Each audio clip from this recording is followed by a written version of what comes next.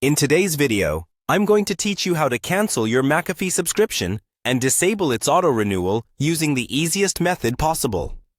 We're going to walk through the process step by step to make sure you can navigate this smoothly and confidently. So, let's get started. First things first, we need to head over to the Mcafee Total Protection website.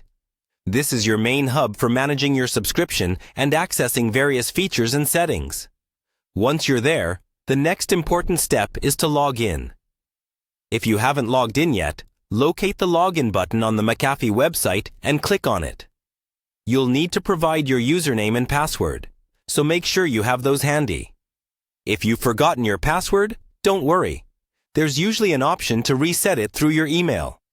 Once you've successfully logged in, you'll be directed to the Mcafee homepage. This is essentially your control center. From here, navigate to the Protection Center.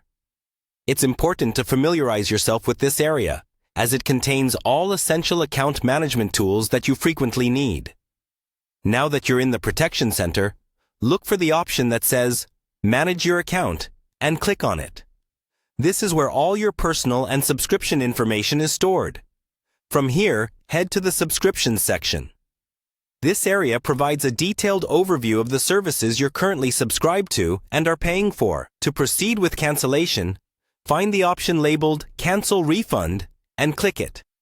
At this point, the process will prompt you to select a reason for cancellation.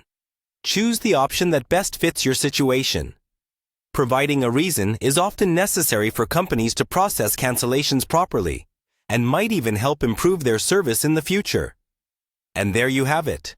Your Mcafee auto-renewal should now be disabled, and your subscription is on its way to being canceled. If you have any questions during the process, Mcafee support is usually available to assist you further.